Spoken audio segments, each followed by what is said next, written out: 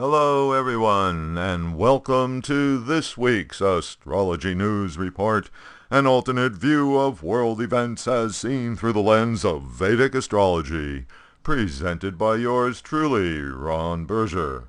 So, in this segment, we take a look at the week that was and how the planets' positions in the zodiac matched up with the past week's events. Saturn, as the planet of harsh reality, has been in a T-square formation with Jupiter, planet of optimism, and Neptune, planet of delusion. Last week, the Indiana primary came and went. Donald Trump's opponents have folded. Saturn blew away the delusional optimism of the other contenders. Ted Cruz bowed out. John Kasich bowed out. Now we have Donald Trump, the presumptive nominee of the GOP. The Republican stalwarts are in a state of shock. A sort of civil war has now erupted in the GOP with prominent Republicans, the avowed true conservatives, ready to secede from their party, which they now recognize as being a victim of a hostile takeover by this upstart and his millions of followers. Already, major Republican establishment figures are issuing statements of non-endorsement of Trump. Trump's victory has become a character test for all members of the Republican Party. Disgusted conservatives might well decline to vote at all. That would contaminate Republican races across the country who are already lamenting, "We're going to get our asses kicked in the 2016 election." The party would probably lose control of the Senate and could even lose the House of Representatives.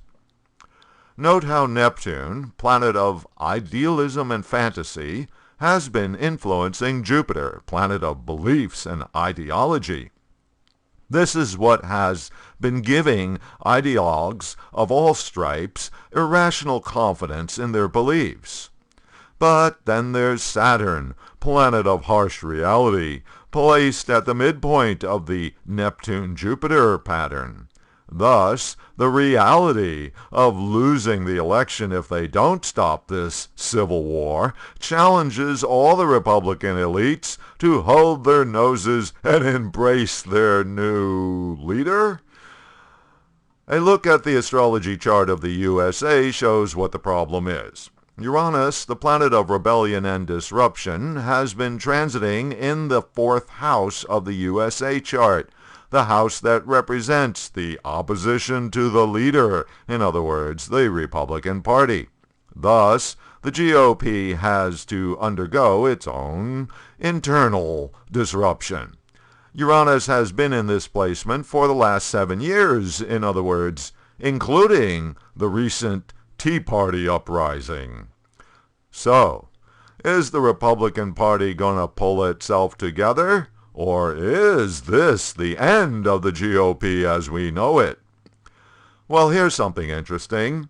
In June, Uranus will proceed into Aries. And when it does, the energy for rebellion will lessen, while Uranus hangs out at 0 degrees Aries, a placement that weakens the energy of the planet of rebellion.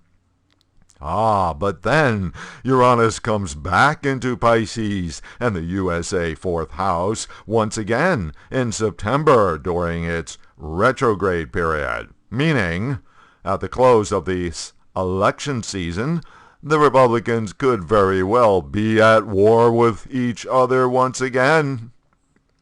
On the Democratic side, Bernie is still hanging in there, although the math is still not in his favor. Even if Hillary loses all of the rest of the contests due to the proportional method that the Democratic Party uses, she still ends up with a majority of delegates, unless Bernie wins by some unimaginable percentage or he manages to convert a big bunch of the superdelegates. Once again, it's that Saturn-Neptune-Jupiter T-square pattern that throws the wrench into the true believers' plans. Taking a look at Mrs. Clinton's chart, we see that Jupiter, the planet of increase and opportunity, is transiting in her 11th house of gains, where it has been since last year, and will still be there until early August. From this position, Jupiter also gives direct aspect to her natal moon, boosting her confidence and the favor with the public. Meanwhile, in Bernie's chart, Jupiter is transiting in his 9th house, where it increases his confidence in his beliefs and philosophies. Jupiter gives him a bit of luck here, too. But Bernie still has to deal with 2 malefics transiting in his 12th house of loss, which are simultaneously afflicting his natal planets in his 6th house of struggle. This is an evil combination, which ultimately denies him the nomination. An interesting aspect of the current state of affairs in the United States emerges from this 2016 presidential campaign. That is, the influence of the outsiders. For both the Republicans and Democrats, a candidate who was not part of the established party structure has won huge approval from the public. Astrologically, this phenomena can be ascribed to the recent entry of the U.S. into its Rahu Major Period, something that began back in November of last year. Rahu is the significator of transformation, obsession, and foreigners, in other words, outsiders. In the USA chart, natal Rahu resides in the 8th house, the house of big changes and transitions.